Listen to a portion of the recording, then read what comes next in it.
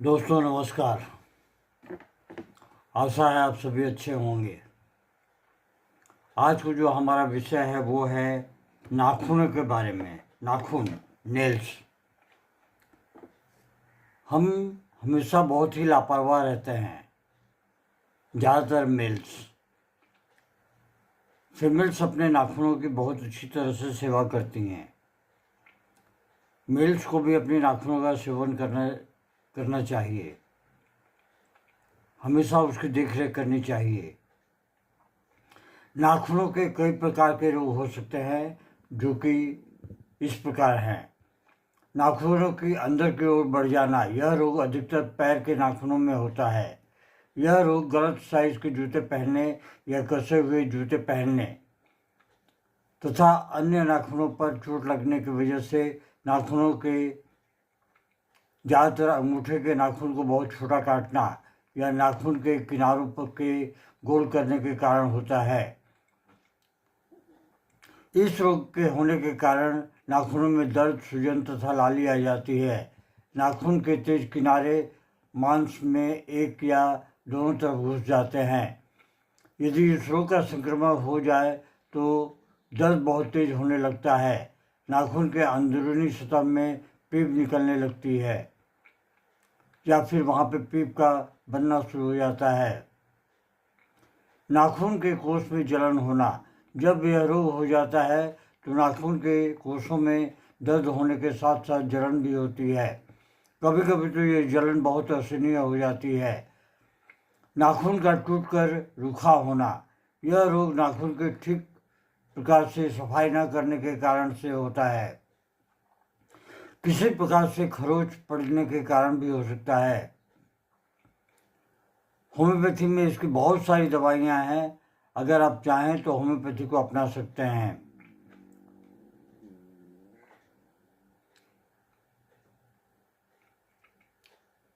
जैसे कि पहली दवाई जो है वो है थूजा। जिन लोगों के नाखून बहुत सख्त और भंगुर होते हैं, उनके इस लक्षण को ठीक करने के लिए थूजा औषधि मात्र 12 की पोटेंसी का शक्ति का सेवन करना चाहिए। यह औषधि कठोर तंतु को नर्म बनाने में असरदार होती है। इस कारण मत्स्यों के लिए यह भी बहुत लाभदायक है और इसे बहुत ही प्रोग्रेसिव माना गया है। यदि नाखून के अंदरूनी सतह में पीप बनने लगे, उसकी सतह बदरंग हो जाए, तो भी उपचार के लिए इस औषधि का उपयोग करना चाहिए। फ्लोरिक एसिड, इस औषधि के प्रभाव से नाखून जल्दी बढ़ने लगते हैं। यदि किसी के नाखून टुकड़े टुकड़े में बढ़ रहे हों तो इसका उपचार करने के लिए इस औषधि का, थूजा औषधि का 6, 12 या 30 की पोटेंसी का सेवन करना चाहिए। एंटीमकोड, नाखून कड़क हो गए हों, बदरंग हो गए हों, पैर के तलवे अधिक नर्म हों, दर्द युक्त हो गए हों, तो इस औषधि का 6, 12 या 30 का प्रयोग करना चाहिए। आप 2 बूंद सुबह, 2 बूंद दोपहर, 2 बूंद रात में लेते रहें, आधे कप पानी में डाल के, या फिर आप जीभ पर भी लेते रहें, लेकिन जीभ पर लेने से आपको एक चीज़ देना पड़ेगा या पानी पीने से एक चीज़ देखना पड़ेगा कि आधे घंटे का अंतर हो कुछ खाने पीने में।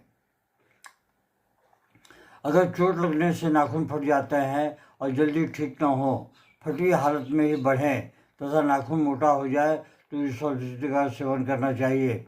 यदि नाखून के नीचे की त्वचा में दर्द हो, नाखून के नीचे की त्वचा सख्त हो जाए, सिंग सी कड़ी हो जाए, तो इस औषधि का उपचार करना चाहिए।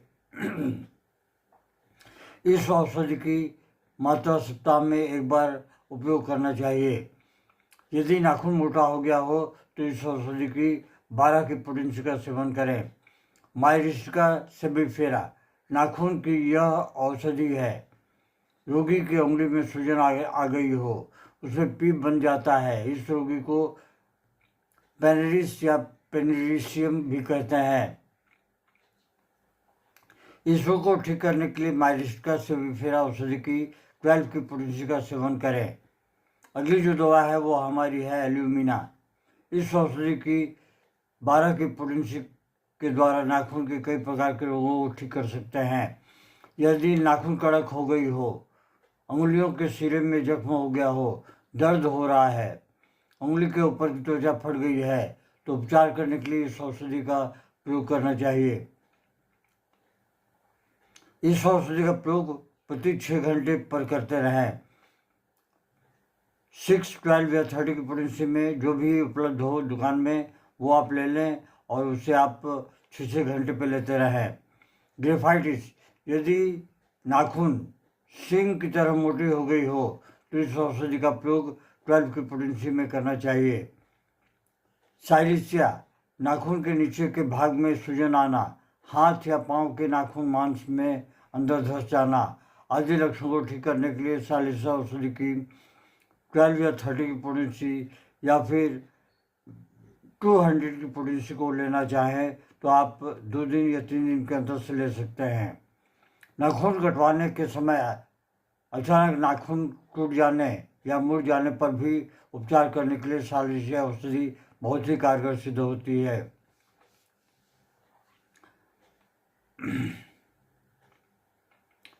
कॉस्टिकम, यदि रोग साइलिसिया औषधि के उपयोग से ठीक न हो तो इस औषधि की 30 की पोटेंसी, कॉस्टिकम की 30 की पोटेंसी का उपयोग करना चाहिए, प्रयोग करें। इसे उसी हिसाब से 2 बूंद आधे कप पानी में डाल के आप लेते रहें, दिन में 3 से 4 बार। सिकेली कॉर, यदि उंगली पर से नाखून उतर गया हो और बचे हुए भाग पर दाने दाने पड़ गए हों तो चिकित्सा करने के लिए इस औषधि की 6 पोटेंसी का सेवन करें, प्रति 4-4 घंटे पर लेते रहें। अगली जो दवा है वो है हमारी मैग्नेटिस पोलस ऑस्ट्रेलिस, अंगूठे के मांस में धंस जाना। ऐसे लक्षण के होने पर इस औषधि का प्रयोग 30 या फिर 200 की शक्ति का प्रयोग करना चाहिए, पोटेंसी का प्रयोग करना चाहिए। इसे भी 2-2 घंटे दिन में 2 बार या 3 बार लेते रहे। नेट्राम्यूर, नाखून के उस भाग की सूजन जो किनारे की तरफ नाखून के मांस से जुड़ी हुई रहती है, उसकी चिकित्सा करने के लिए इस औषधि नेट्राम्यूर औषधि की 30 की पोटेंसी का प्रयोग कर सकते हैं।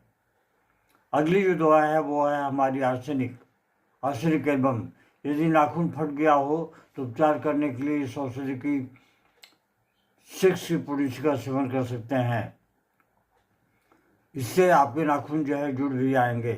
फॉस्फोरस, नाखून के चारों ओर घाव होने पर उसे ठीक करने के लिए इस औषधि की 6 की पोटेंसी का सेवन करना चाहिए। आर्निका, किसी प्रकार का झटका लगने या गिर जाने के कारण से नाखूनों में किसी प्रकार का रोग हो गया हो तो आर्निका औषधि 6, 12 या 30 की पोटेंसी का सेवन करें और या फिर मदर टिंचर लेके उसे गुनगुने पानी में डालें एवं उसमें अपने उंगलियों को डालकर उसे बढ़िया से धोएं या फिर कॉटन से लेकर उसे बढ़िया से धोएं। नाइट्रिक एसिड, जूता पहनने के कारण से या किसी अन्य कारण से पैर के नाखूनों में उंगली के कोने में घुस जाएं, नाखून के अगले भाग में सूजन के साथ दर्द हो या पीप बनने लगे तो नाइट्रिक एसिड बहुत ही कारगर सिद्ध होती है। इसे 12 या फिर 200 की पोटेंसी में सेवन करना चाहिए। उसके साथ में हाइड्रेसिस मदर टिंचर क्यू की पोटेंसी का एक भाग जैतून के तेल में मिलाकर बाहरी वाले जगह पर लगाना चाहिए। वेजिटम ब्रीडी भी मदर टिंचर का लेप बहुत ही उपकारी होता है, इसे भी रोगग्रस्त स्थान पर लगाना चाहिए। कैलेंडुला, नाखून के अंदरूनी भाग में जलन, सिल्का औषधि की 6 या फिर कैलेंडुला जो है वो मदर टिंचर या बोरिक एसिड को थोड़े से पानी में मिलाकर लगाना चाहिए। नाइट्रिक एसिड और हाइड्रेस्टिस, नाखून के अंदर की ओर, नाखून जो है वो अंदर की तरफ में बढ़ता है और पास के मसल्स में घुस जाता है, मांस में घुसकर या फैलकर जलन या दर्द उत्पन्न हो जाता है। इस रोग का उपचार करने के लिए नाइट्रिक एसिड की 12 की पोटेंसी का सेवन करें।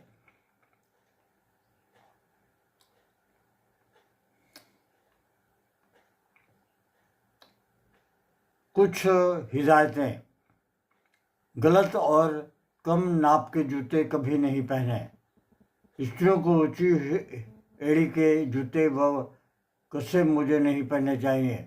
बड़ी उम्र में नाखून मोटा व कड़ा हो जाता है तो उसे काटने से पहले मुलायम कर लें, भिगो लें, तब जो है उसे काटें। ये छोटी छोटी हिदायतें जो कि आप पहले से ही जानते हैं, आप इनका पालन करेंगे तो आपके नाखून जो है स्वस्थ रहेंगे। और आप ये छोटी सी रोग एक बड़ी मुसीबत बनकर खड़ी हो जाती है। रात में लोग सो नहीं पाते। आशा है दोस्तों ये छोटा सा वीडियो आपको पसंद आएगा। अगर पसंद आए तो कृपया आप इसे अपने प्रियजनों में अवश्य साझा करें और अपने प्रियजनों को भेजें।